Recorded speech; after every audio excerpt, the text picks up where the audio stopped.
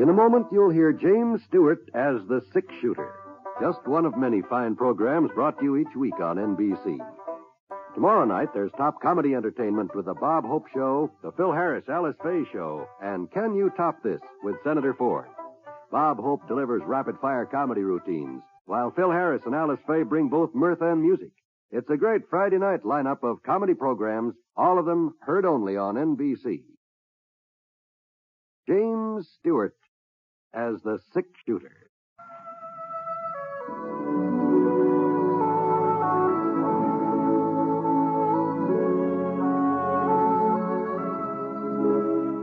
The man in the saddle is angular and long-legged. His skin is sun-dyed brown. The gun in his holster is gray steel and rainbow mother of pearl. Its handle unmarked. People call them both the six-shooter.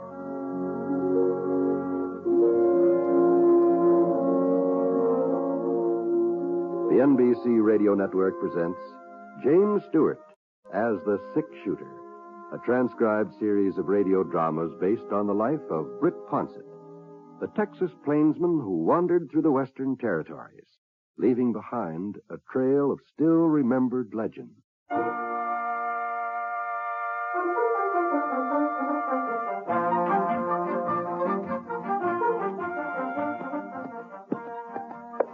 We weren't exactly lost, Scar and me. Well, not completely, anyhow. I had a sort of a general idea of our whereabouts, but I must have taken a wrong turn back at Glen Forks, or we'd have reached Minton by now. The trouble was I'd never covered the southern part of the state before. So for the last half hour, I sort of kept my eyes peeled for a ranch where I could get my bearings.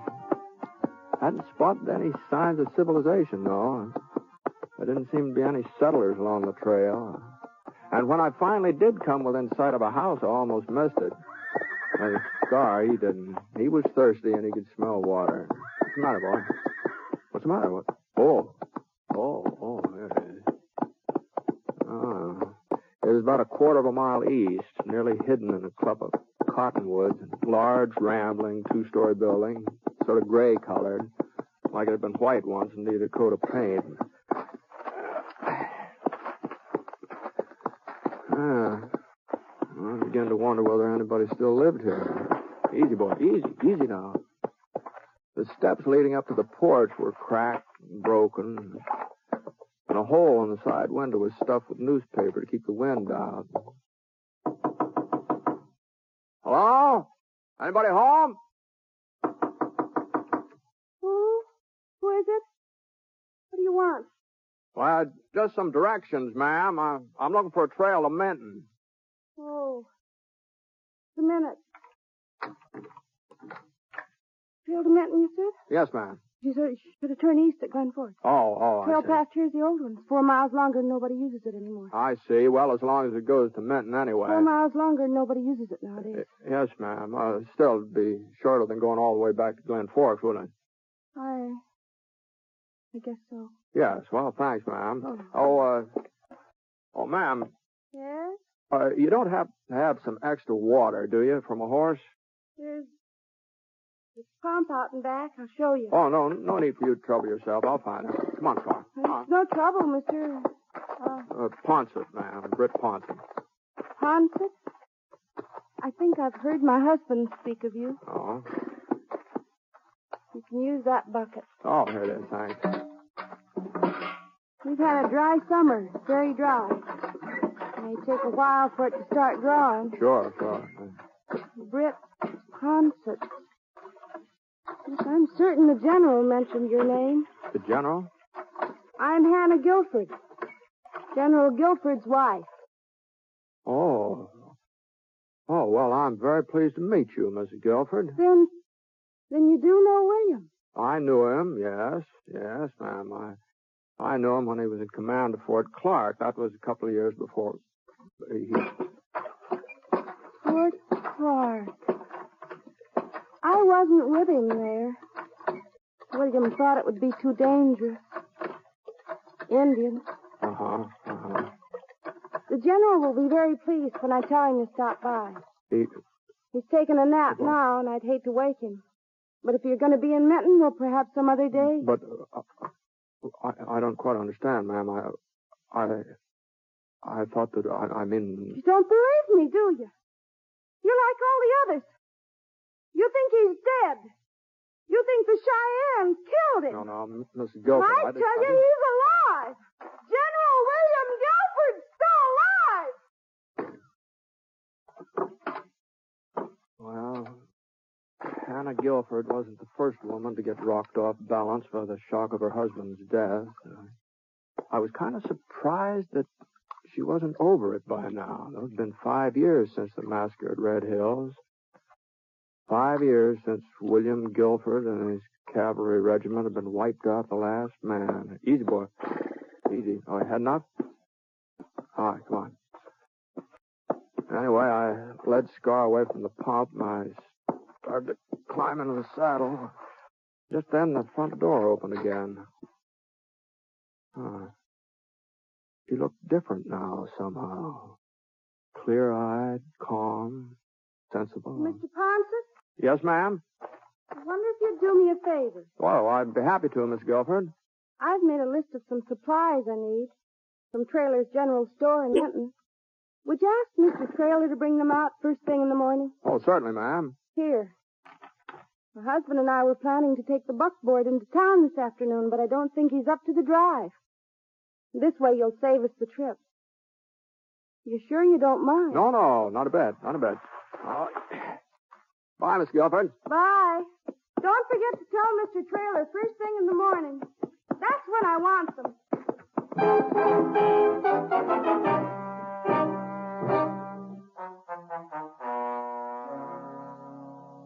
She's not getting this stuff first thing in the morning or any other time. No? I can't go on supporting Hannah Gilford for the rest of her life, Mr. Ponset. You can see that. Sure. I know the general was a hero, give his life fighting for the rest of us, but there's a limit. Feeding her ain't enough. I have to send food for him, too. Yeah, well, I'm afraid I don't understand, Mr. Traylor. Well, look at this here list of hers. Here, right here. 2 steaks for the general. You know how thick to cut 'em. Oh, I see. Well, I'm not saying don't feel sorry for her, living out there all alone, cooking meals for him. There's talk she even sets his place at the table. Well, But she's carrying on like this for 5 years, Mr. Ponset, refusing to believe that he's dead. Pretending that we're the ones who are crazy because we tell her the truth about him. Mm-hmm. Now, we all thought, the folks here in town, that is, we thought she'd come to her senses long before this, but she don't. She seems to get worse all the time. No, that's too bad, isn't it? Yeah. And it's not good for the town, either. Well, how's that? Well, you know how kids are. Oh? They get ideas. Well, some of them have been sneaking out to the Gilford ranch, and they claim they've seen the general's ghost. Oh. Yeah. Next thing, it won't be just the kids who are talking that kind of foolishness. Mr. Ponset, I've heard her carry on a conversation with the general. Is that so? Yeah, sometimes when I come up to the house with a load of food, she's chattering away like he was right there in the same room with her. Gives a man a peculiar feeling. That's all there is to it. Yeah, sure was.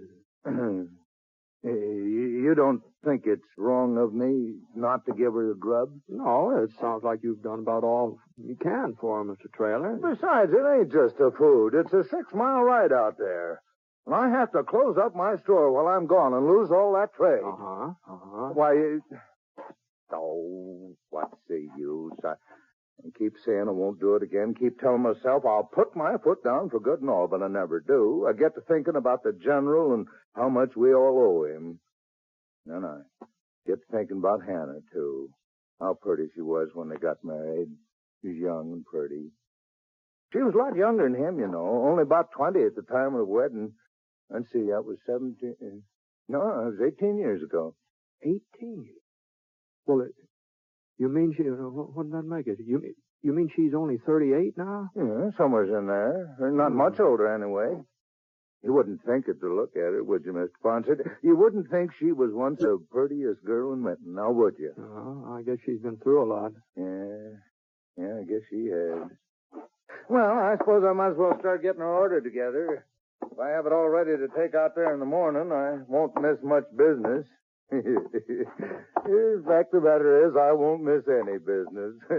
Seems how I got the only general store here in Minton. Say, if it'd be of any help to you, Mr. Traylor, I could drive out to the Gillford Ranch tonight and deliver the supplies. No. I wouldn't want to put you out. No, I haven't got anything else to do. The cattle I'm waiting for haven't showed up yet. Probably won't be here before morning. Well, if you're sure it won't be an imposition. No, not at all. I'd take it myself, but after 7 before I close up, and then by the time I had supper, it makes it so darn late. Sure, I understand. It'll only take me a few minutes to fill her order. Oh, why don't you just dip into that cookie barrel there while you wait?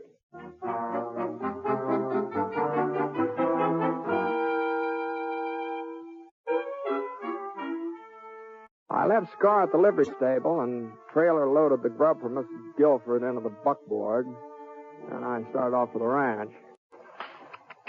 Come on, get up. Come on, get up.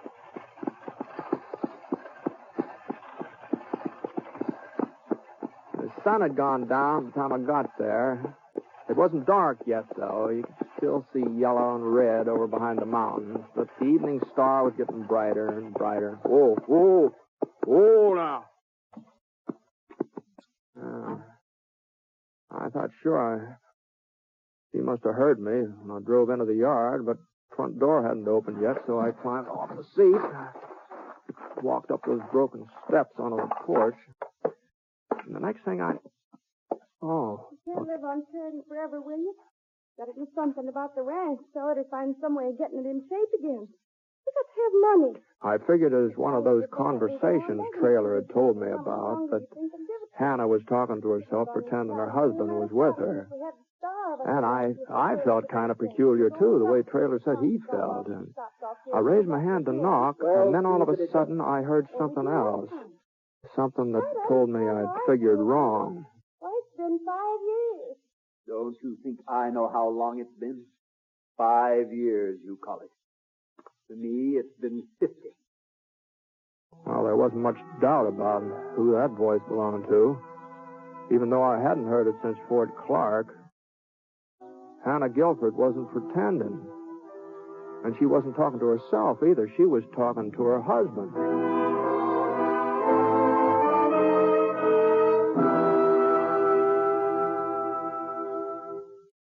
We'll return to James Stewart as the six-shooter in just a moment. It is the busy folks, particularly, who should listen to this bit of advice from the American Cancer Society. Regular physical examinations are important in the fight against cancer. Medical science today can cure many cancers if treatment is started soon enough. In other words, to cure cancer, it has to be discovered in its early stages. Regular physical examinations are one of the best ways in the world of detecting the condition in time. Another way is by knowing cancer's 7 danger signals. If you'd like a free list of them, plus a lot of other life-saving information, write today to the American Cancer Society in care of your local postmaster. Providing information to fight cancer is part of the American Cancer Society's job. Other vital parts of its job are to provide research, education, and service to cancer patients. You can help in the fight to beat cancer. This is Cancer Control Month by proclamation of Congress. To help, please send a contribution now to Cancer in care of your local postmaster.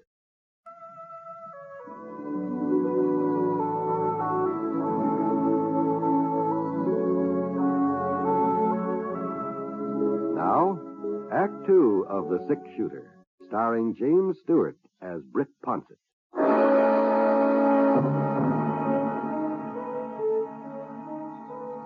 Well, for a minute or so, I just stood there on the Gillford porch listening. Like everybody else, I thought General Gillford was dead, that he'd been killed by the Cheyennes when his regiment was wiped out. Why, there was even a monument to him in the cemetery in Minton. I'd seen it that afternoon as I rode past there. You know as well as I do, Hannah, we can't sell the ranch and we can't move away. If we were foolish enough to try that, Well, whatever the explanation was, it didn't need to concern me, and I turned and started for the buckboard. Right then, one of those cracked porch steps decided to give way. Oh, God. Well, I managed to keep my balance, but I'd made enough racket to drown out half a dozen conversations. Oh, Mr. Ponson. Oh, Evening, ma'am. What do you want? Why did you come back? Well, I brought the things you ordered from town. I thought I'd save Mr. Traylor a trip. Oh, I told the General you were here this afternoon. I was just talking about you, as a matter of fact. Yes, ma'am, I know. You know. I heard you, and the General. Oh. Here, I'll help you get this stuff unloaded. Never mind. What? Don't bother with it now, Mr. Ponce. Just come into the house, please. Now, look, Mrs. Gillford, I didn't mean to be eavesdropping Doesn't here. matter. Somebody was bound to discover the truth. I thought it would happen before this. I almost hoped it would. This way, Mr. Ponce. Yes, ma'am. I followed Hannah Gillford through the front door. The General was sitting on the horsehair sofa. He hadn't aged at all since I last saw him. Funny, the years had speeded up on his wife, but they'd stopped dead still for him. And when he saw me, he got to his feet and he slipped on an army blouse. And even though the cloth had been patched and mended a dozen times, the jacket was still neatly pressed. It still looked military. Hello, Britt. General? He heard us talking, William. He heard your voice, too. I see. Why did it have to be you, Britt? Well, I don't quite understand. Anybody else? People would say it was their imagination, or they'd heard a ghost. But they'd never say that Britt Pouncett was imagining things. They'd believe you if you told them I was still alive. Oh, you never know what people are going to believe, General. What difference does it make now, William? Somebody was sure to find out sooner or later. Be quiet, Hannah. I want to think. There's nothing to think about. We have to face the truth, that's all. We? I'll stand by you. Always have, haven't I? Yes, my dear, yes. You've been very loyal. But I'm the one they'll court-martial. Not you. Not both of us. Court-martial? The Army doesn't look very favorably on desertion, Britt. Oh? It was an accident, of course. It wasn't intentional. It shouldn't have happened, I know, but my being there wouldn't have made any difference. They'd have all been killed anyway, and me along with them. I see. You weren't at the massacre then? No. I hadn't been feeling well for several days. I didn't know what it was, and the Army doctor with us hadn't been able to help me, so I was riding for Browning when it happened. Yes? If I had expected the Indians to attack, if I had had any idea there were so many of them, I would never have left my men. The scouts told us only 700 or 800. They said the Cheyennes were breaking camp, preparing to withdraw. If I had known there were so many, I would never have left. Yes? But How do you think I felt when that corporal caught up with me? The only man who escaped the slaughter. How do you think I felt when he told me what had happened and then died in my arms? Yes, well, maybe if he hadn't died, he'd been able to get help. I went back to them, back to my men. I saw what had happened with my own eyes. It was horrible. Mutilation. Awful. They were my responsibility, but it wasn't my fault. It wouldn't have made any difference if I had been there. But you should have explained it to the Army. I was going to. I wanted to be sure that Hannah understood first, that she was prepared for the shock when the news came out. Then by the time I got there, it was too late. Too late? They were saying I was a hero, that I had died with my men.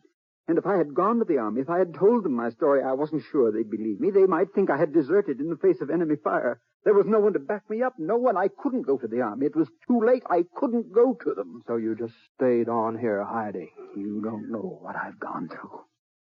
Oh, I've had my punishment worse than any court-martial could give me. Living in darkness for 5 years, never seeing another person but Hannah, never talking to anybody else. 5 years, without smelling fleas or feeling rain or having a cavalry horse under me. But your wife kept claiming you were alive. You knew that, didn't you? Of course I knew it. It was part of my plan. We had to have food enough for both of us. Clothes, me. That was the way Hannah could get them. I see. Tell everybody I'm alive, I said. Tell them I'm here with you. They'll only think you're crazy. Even if they should see me, if they should stumble onto the truth, they'll never believe it. My wife is a good actress, isn't she, Britt? But no longer, not anymore, William. What do you mean, my dear? You said yourself folks will believe Mr. Ponset. I said they would believe him. Would? Turn up the lamp, Hannah. My eyes aren't as good as they once were, Britt. I guess eyes need lots of daylight. Well, Please, don't go yet. What's that gun for, General? A man changes a lot in 5 years. Some men do. 5 years ago, if I had been forced to go back to the army, take my medicine, I'd have been able to do it. But now I can't, Britt. As miserable as I am here, as terrible as this life is, I won't give it up. Put it away, William. Put the gun away. If you fire, if you shoot Mr. Ponset, I'll know that you've lied to me all these years. It was your fault, the massacre. I'll know that you really are a coward. Go into the other room, Hannah. This does not concern you. What concerned me? I loved you, William. Even after you came back, after what happened, I still loved you. Now I know, tonight I know, I don't love you any longer. Any more than you love me. Hannah. Look at me, William. Look at my face, my hair. These 5 years have done that to me. You've done it to me. You mustn't upset yourself, Hannah. Another year or two, we'll be able to leave Minton, live somewhere else. People won't recognize me then. People will always recognize you. Why do you think you haven't aged? Why do you think you look just the same? It's so people will always be able to tell who you are and you'll never feel safe. That's your punishment, William Gillford. I'm leaving now, General.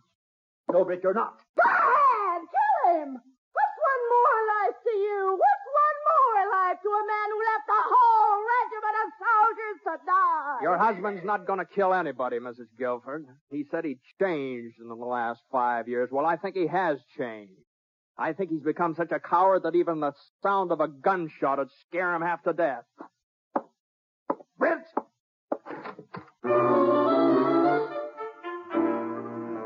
I wasn't being particularly brave walking out in the General like that.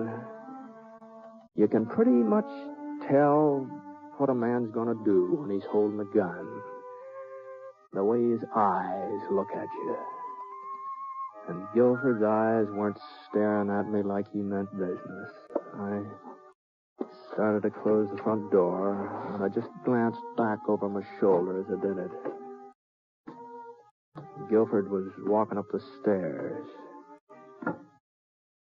He was almost at the top, and then all of a sudden he kind of stumbled. Gilford!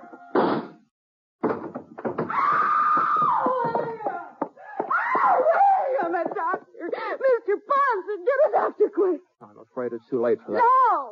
No, it can't be. Better let me put him on the sofa here. William.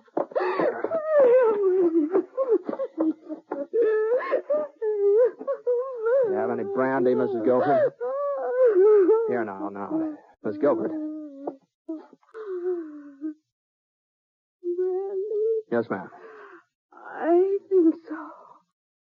On the sideboard. All right, I'll get it. Yes, give William some brandy and then he'll be all right. He will be all right, won't he, Mr. Ponset? Here, drink this. Me? But I'm not sick. It's William who's sick. It's William who needs the brandy. The General's dead, Mrs. Gilford. No, you're wrong. That's just what people think. That's what we want them to think. But he isn't dead. He's here with me. He lives here in this Now, house. you've got to get a hold of yourself, Mrs. Gilford. Why do people keep saying the General is Now, dead? come on, get a hold of yourself here. Stop shaking me. Stop it. But I didn't stop. I went right on shaking you harder and harder and harder until I thought you was going to faint. And then, for a second, she went limp and let out a pitiful little moan. Oh. And then she straightened up and her expression changed. It was sort of like a window curtain being pulled back from in front of her eyes. I'm all right now, Mr. Parker. Well, I'm sorry if I hurt you any. You had to do it. If you hadn't, I don't know what would happen. Well, you'd better ride back into town with me and spend the night in there, and we can send somebody back here to take care of the general. I can't, Mr. Parks. I just can't let folks find out about it. Yeah, well, I'm afraid it's got to come out now. Everything? That he left his men to die at the massacre? That he was ashamed to admit it? That he's been hiding here ever since? Isn't there some way we can leave him as he was? Any way at all? Well, I don't know. Just under the circumstances, it'd be Not for pretty myself. hard to... I don't care what happens to me. What they say about me, but the general had been a good soldier once. A fine soldier. What good will it do to destroy that? Well, I know, but it's just...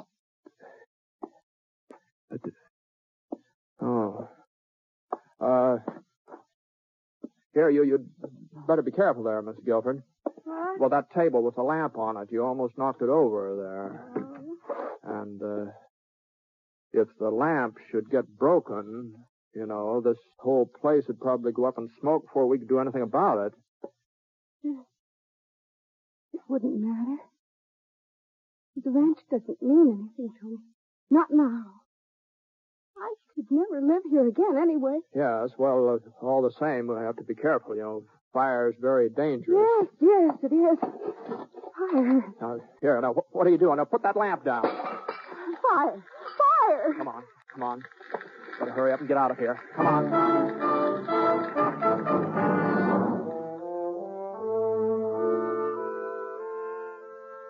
Of course, they found the general's body in the ruins, but they didn't know who it was. And the report got around that it was a tramp who tried to force his way into the house, and she'd shot him. And the fire had been started during the scuffle. Everybody seemed satisfied by that, and as long as nobody asked me, I didn't feel obliged to volunteer any additional information.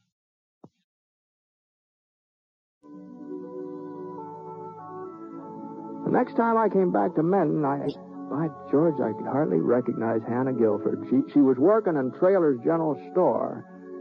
And, she looked a good 8-10 years younger than she had before. There was even talk about her and Mr. Traylor getting married. Seems that after the fire, she sort of got a hold of herself, faced up to the fact that the general was dead. At least that's how Traylor explained it to me. He said that the tramp breaking in on her has done some good. He showed me the fellow's grave. It was right in the shadow of the monument to General William Gillford.